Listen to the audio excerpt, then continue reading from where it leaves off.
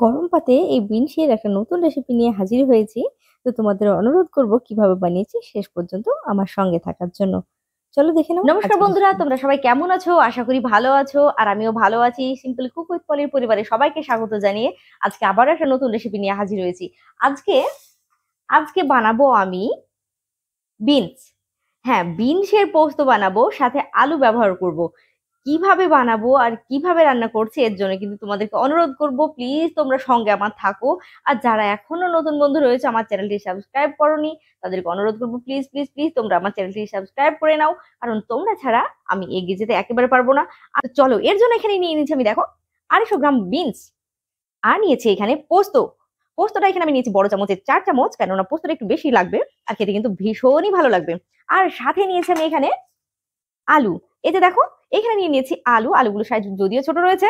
আলুগুলো কেটে নেওয়ার পর তোমাদেরকে আমি দেখাবো যে ঠিক আমি কিভাবে কেটেছি। আর সাথে 3টে লাল লঙ্কা নিয়েছি, মানে কাঁচা কিন্তু লাল লঙ্কা নিয়েছি। এটা আমি পোস্তর সাথে বেটে নেবো। তো চলো কথা না বাড়িয়ে শুরু করে দিই আজকের রেসিপি। সবজিগুলো কেটে নিয়ে আমি ফিরে আসছি তোমাদের কাছে, সাথে পোস্তটাও বেটে নেবো কিন্তু। দেখো, এখানে আমি বিনস গুলো ঠিক কিভাবে কেটে নিয়েছি দেখে নিশ্চয়ই বুঝতে পারছো। বেশ এইটুকু সাইজ করে কেটে নিয়েছি বিনস গুলো। আর এখানে আলুগুলো কিন্তু ঠিক আমি যেমন আলু পোস্ত হয় ঠিক সেভাবে কিন্তু আলুগুলো আমি কেটে নিয়েছি। চলো এবার চলে যাই পরের পদ্ধতিতে। কড়াই বসিয়ে দিলাম আর দিয়ে দিলাম এখানে 3 চামচ সর্ষের তেল। তেলটা গরম হয়ে গেলে দিয়ে দিচ্ছি একটা শুকনো লঙ্কা ফাটিয়ে। তারপর এখানে দিয়ে দেবো গোটা জিরে। জিরের একটু যেই ফুটে উঠবে তারপরে দিয়ে দেবো এখানে আলু। কেটে রাখা আলুগুলো প্রথমে আমি দিয়ে আলুটাকে হালকা ভেজে নেব। আলুটা আমি একটু দিয়ে দিয়ে নেড়ে দিলাম। তারপরে হচ্ছে এখানে আমি দিয়ে দেব লবণ। লবণটা দিয়ে আমি নেড়ে চেড়ে ঢাকা দিয়ে 2 মিনিটের জন্য, মানে আলুটা যেন হালকা ভাজা হয় সেরকম ভাবে আমি এটাকে ভেজে নেব। তাতে করে লবণটা দেওয়ার কারণে তাড়াতাড়ি ভাজা হয়ে যাবে। তো এখানে দেখো একটু ঢাকনা খুলে নেড়ে দিলাম, হালকা কালার চলে এসেছে। আমি আবারও একটুখানি ঢাকা দিয়ে দিচ্ছি। দেখো আলুটা ভাজা হয়ে গেছে, আমি এর থেকে আর বেশি ভাজছি না। এবার আমি এই পর্যায়ে দিয়ে দিচ্ছি কেটে রাখা বিনসগুলো। বিনসগুলো একটু ভালো করে আমি নেড়ে চেড়ে ভেজে নেব, যেন বিনসগুলো হালকা লাল হয়ে যায়। দেখো এখানে বিনসগুলো কিন্তু ভাজা হয়ে গেছে অনেকটাই। আর হালকা নেড়ে দিলাম, তারপর আবার ঢাকনা দিয়ে দিয়েছি। এই পর্যায়ে দেখো বিনসগুলো কিন্তু বেশ ভালো করে ভাজা হয়ে গেছে, দেখে নিশ্চয়ই বুঝতে পারছো অনেকটা কালার চেঞ্জ হয়ে গেছে। তো আমি এই পর্যায়ে দিয়ে দিচ্ছি হলুদ গুঁড়ো। সামান্য হলুদ গুঁড়ো দিলে হয়, যেহেতু এটা পোস্ত বানাবো তো সে কারণে বুঝতেই পারছো বেশি হলুদের প্রয়োজন নেই। একটু নেড়ে চেড়ে নিলাম। তারপরে এখানে একটু নেড়ে দেওয়ার পর দিয়ে দিচ্ছি দুটো কাঁচা লঙ্কা ফাটিয়ে। তোমাদের যদি মনে হয় যে না দেবে না, তাতে কোনো অসুবিধা নেই। তবে আমার একটু মনে হলো লঙ্কা দিই, তাহলে এর ফ্লেভারটা একটু ভালো আসবে। তারপরে একটু নেড়ে দেওয়ার পর দিয়ে দিলাম বেটে নেওয়া পোস্ত। এটাতে একটু জল দেবো, তার আগে এটা ভালো করে দিয়ে দিই। দেওয়া হয়ে গেছে, তারপর এটাকে ভালো করে আবার একটুখানি নেড়ে নেবো। পোস্তটাকেও প্রায় আমি 1 থেকে 1.5 মিনিট মতো ভালো করে একটু নেড়ে চেড়ে নেবো।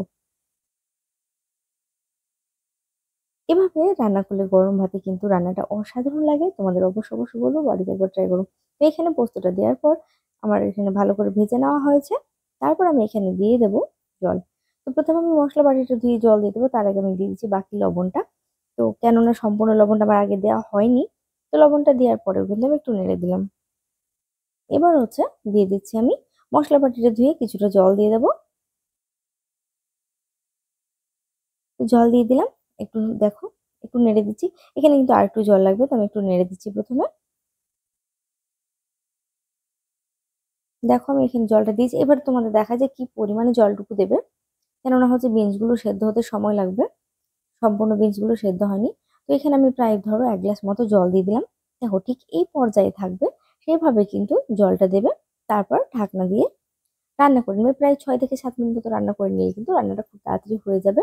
তো চলো আমি ওই ঢাকনা দিয়ে রান্না করে নিচ্ছি। তো ফিরে এলাম আমি 6 থেকে 7 মিনিট পর। তারপর দেখো এখানে দেখে নিশ্চয়ই বুঝতে পারছো যে না, এখানে সবজিগুলো খুব ভালোভাবে সেদ্ধ হয়ে গেছে। আর দেখে যে ঝোলটুকু মনে হচ্ছে, এই ঝোলটা কিন্তু একটু ঠান্ডা হয়ে গেলে টেনে নেবে। তো দেখো এখানে হয়ে গেল। এবার নেড়ে চেড়ে এটাকে আমি নামিয়ে নেবো। গ্যাসটা অফ করে দিলাম। প্রিয় দর্শক বন্ধুরা, তোমাদের বারবার বলছি অবশ্যই তোমরা আমাকে একটু সাপোর্ট করো। তোমাদের সাপোর্ট নিয়ে আমি চলতে চাই। তো এখানে আমি পরিবেশন করে নিয়েছি। আর তোমাদের কেমন লেগেছে অবশ্যই কিন্তু তোমরা জানাতে ভুলো না। তো তোমাদের অনুরোধ করবো বাড়িতে তোমরা বানিয়ে খেয়ে নিয়ে আমায় জানাবে যে তোমাদের ঠিক কেমন লেগেছে। আর যদি ভালো লাগে তাহলে ভিডিওটি অবশ্যই লাইক করে দিও। আর বন্ধুদের সাথে রেসিপিটি শেয়ার করো।